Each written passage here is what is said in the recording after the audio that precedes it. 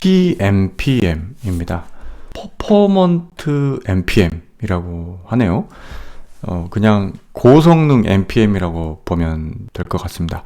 회사 동료분이 제안해 주셔서 사용하게 됐는데요. 저는 이름처럼 빠르고 성능이 좋았습니다. NPM보다 기능이 부족하거나 혼란스러운 부분도 없었고 자연스럽게 도구를 바꿀 수 있었어요. 그럼 PNPM이 왜 좋은지 구조를 같이 살펴보겠습니다. PNPM은 디스크 용량을 적게 사용한다고 합니다. 비교 대상이 있어야 되니까 NPM의 패키지 관리 방법을 살펴볼게요. NPM을 사용할 프로젝트 폴더를 하나 만들어 보죠. 여기에 대표적인 패키지인 익스프레스 패키지를 하나 설치해 보죠.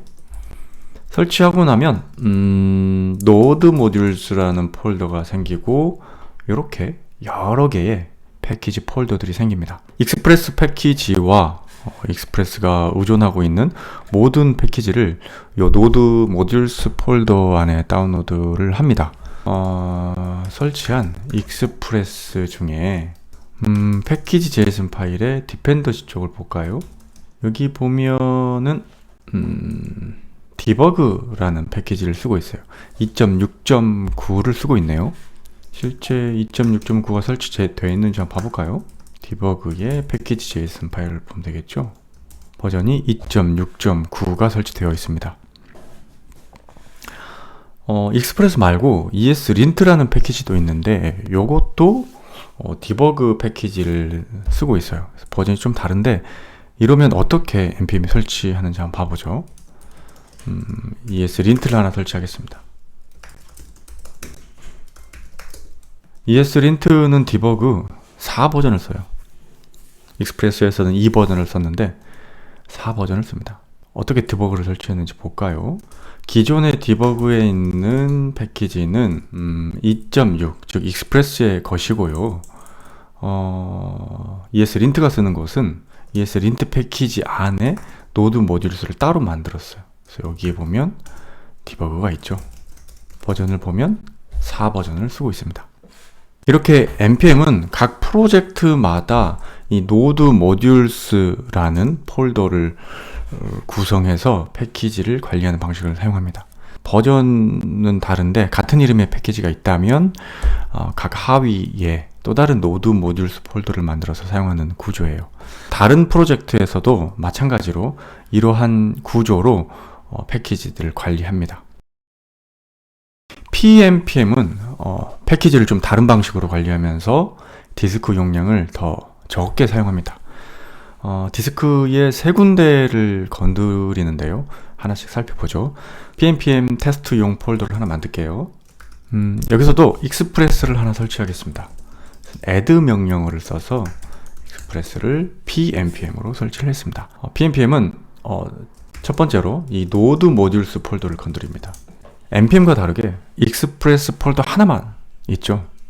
근데 이게 일반 파일이 아니라 이곳을 가리키는 심볼릭 링크인 점이 다른 점입니다. PNPM은 요 .pnpm 폴더를 가상 저장소라고 부른다고 하네요. 가상 저장소에서는 이전에 npm처럼 플랫하게 관련된 모든 패키지들을 설치합니다.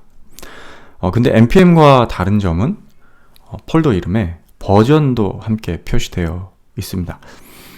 이건 패키지 간에 같은 패키지를 사용하더라도 버전이 다를 경우가 있는데 이러한 경우를 고려한 점 같네요. 하지만 이 가상 저장소만으로는 막상 디스크 용량을 줄이진 못합니다. 오히려 용량이 더 증가되겠죠. 왜냐하면 이 가상 저장소의 모든 패키지가 있을 뿐만 아니라 이것을 가리키는 노드 모듈스 안에 심볼릭 링크까지 바로 밑에 추가되어 있기 때문입니다. PNPM이 용량을 줄일 수 있는 비결은 컨텐트 어드레서블 스토어, 줄여서 스토어라고 불리는 장소 덕분입니다. PNPM 스토어 패스 명령어로 보면 제 컴퓨터에 PNPM이 스토어로 관리하고 있는 폴더의 위치가 나타납니다. 이곳에는 files라는 폴더가 있고요. 파일 수는 이렇게 해시된 이름의 폴더 목록이 나와 있습니다. VS 코드로 열어서 보겠습니다. 파일 이름이 다 해시되어 있죠. 익스프레스 패키지가 있는지 한번 검색해 볼게요. 네, 요 48로 시작된 파일이 익스프레스 패키지의 package.js 제이슨 파일입니다. 네, 저희가 설치한 익스프레스가 있죠. 그리고 ESLint도 여기 있네요.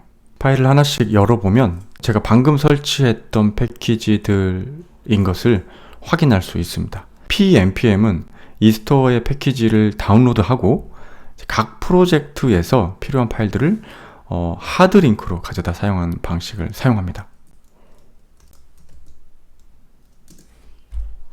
스토어에 있는 이 파일의 inode 값은 요 값이에요. 53으로 끝나는 값입니다. 가상 저장소, 즉 .pnpm이죠.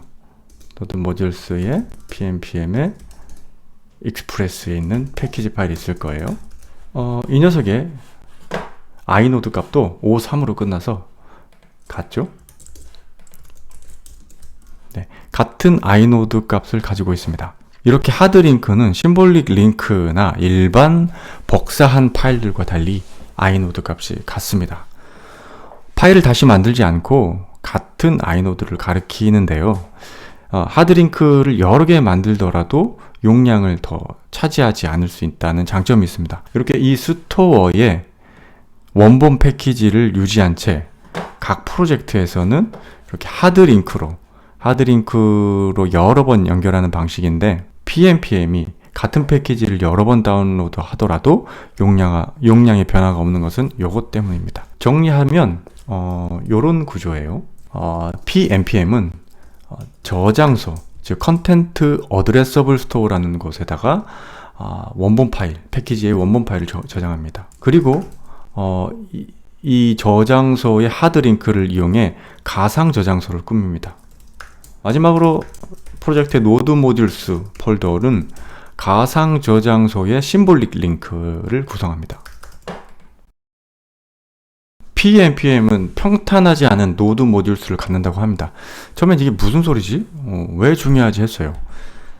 이것을 이해하려면 npm이 어떻게 패키지를 폴더로 관리했는지 npm 초기 버전까지 좀 거슬러 올라가야 됩니다. npm2까지는 관련 패키지들끼리 그룹을 지어서 폴더를 관리했다고 합니다.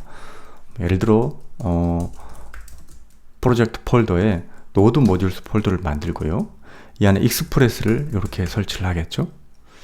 그리고 익스프레스 안에는 관련된 패키지들이 많이 있는데 그 안에다가 만듭니다. 여기에 우리가 확인했던 디버그 모듈도 있을 거예요. 그리고 익스프레스 말고 ESLint를 설치한다면 여기에 정석적인 패키지들도 이 하위에 설치를 합니다. 그리고 여기서도 디버그를 쓰기 때문에 하위에다가 놓겠죠. 여기에는 두 가지 문제가 있다고 합니다. 첫 번째로 노드가 모듈을 불러올 때 경로가 길면 윈도우즈 환경에서는 불러오지 못한다고 합니다. 이렇게 디버그처럼 중첩된 패키지를 노드가 불러오는 경우가 발생할 수 있는데요. 이 디버그 안에서도 의존성이 있고 그 안에 또 패키지가 계속 중첩되어 있다면 경로 문자가 길어지게 되겠죠. 그래서 윈도우즈 환경의 노드에서는 이렇게 긴 경로는 불러오지 못했나 봅니다. 두 번째는 용량도 급격히 늘어날 소지가 있습니다. 이 똑같은 버전의 디버그를 사용하더라도 각 패키지 폴더에다가 익스프레스나 ESLint 안에다가 따로 복사해야 되기 때문이죠. 이런 문제를 개선하려고 pnpm 3 버전부터는 이렇게 하지 않고 평탄한 구조의 노드 모듈스 폴더를 사용합니다. 그래서 더 이상 중첩하지 않고 이렇게 모든 패키지들을 노드 모듈스 하위 폴더에 다 꺼내 놓습니다. 이렇게 하면 경로가 길어지지도 않고요. 같은 패키지를 여러 번 사용한다면 하나만 설치할 수 있게 되겠죠.